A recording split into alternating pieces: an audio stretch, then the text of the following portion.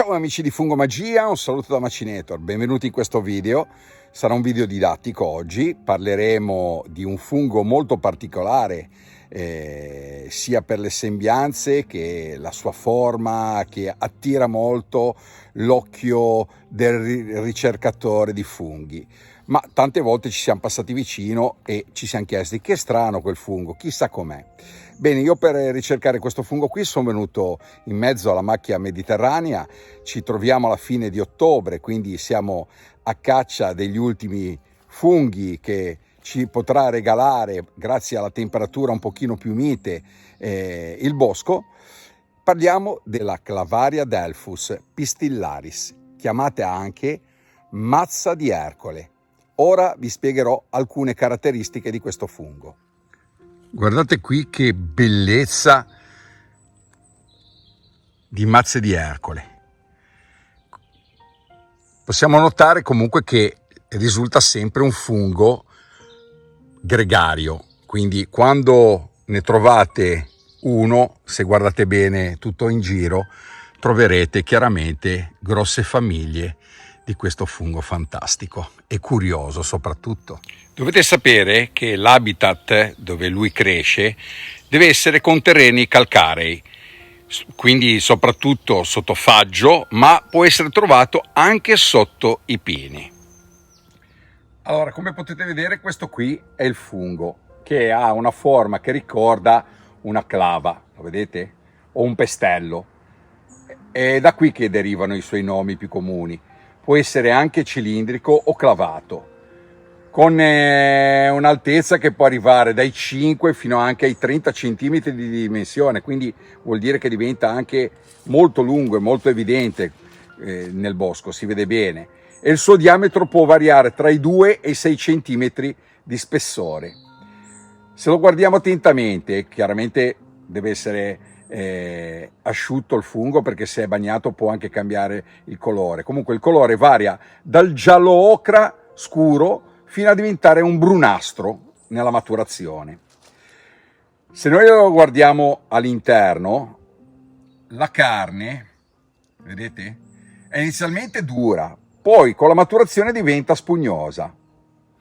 Se lo odoriamo, ha un odore quasi nullo, ma se noi lo mettiamo sulla punta della lingua per assaporarne il gusto, risulterà amarognolo.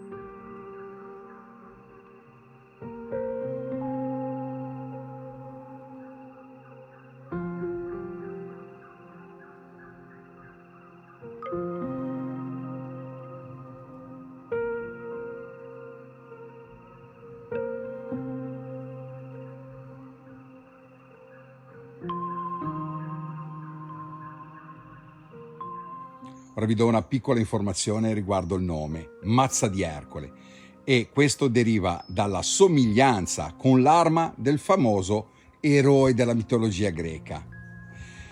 In più, il nome scientifico Pistillaris si riferisce alla forma che ricorda un pestello. Sapete quello che viene utilizzato anche come a Genova fanno il pesto? Ecco, il pestello.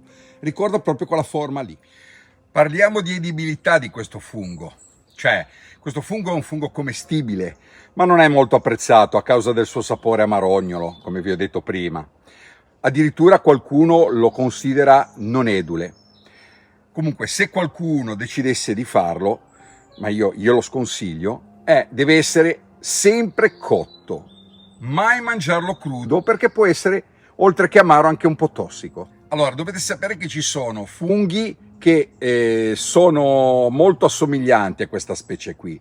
Una di queste è la Clavaria delphus flavoimmaturus, che è praticamente identica alla Pistillaris, che in eccezione è fatta solamente di differenza dal sapore, che quella di questa specie qui è molto più amara della Pistillaris.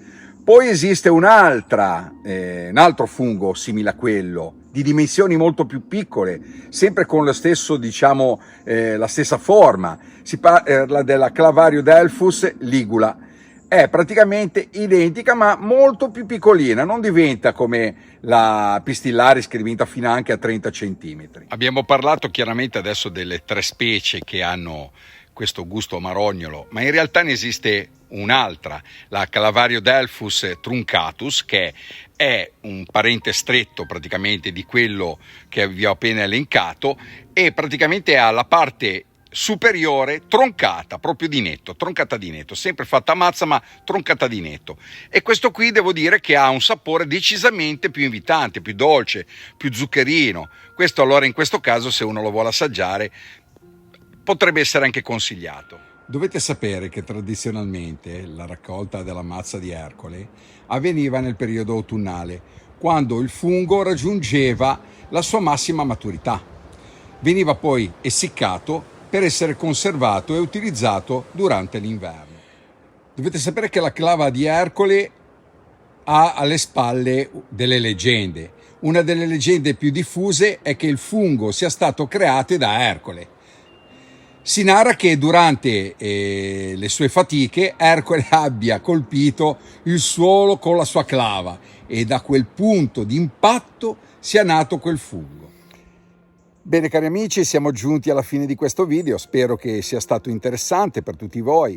Intanto questo fungo mancava dalla serie di funghi diversi da quelli che sono i porcini, che ho chiaramente nel reparto video del canale, dove li potete trovare chiaramente qua nel canale. Ci sono varie specie edibili e non edibili, è giusto anche conoscere quelle non edibili, così magari evitiamo di avvelenarci o passare per quelli che non sanno, no? Magari vediamo un fungo e diciamo chissà cos'è, sarà buono, non sarà buono? Va bene.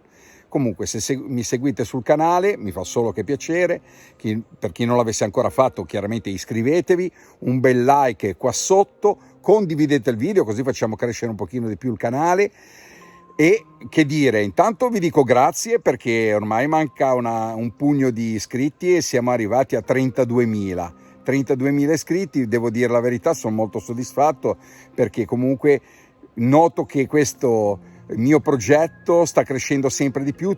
Questo chiaramente grazie a voi che mi seguite sempre con grande fiducia e mi date sempre modo di poter comunque fare video nuovi e noto che siete sempre molto interessati, quindi questo mi spinge a farne altri su specie che magari non sono presenti sul web o sul canale YouTube.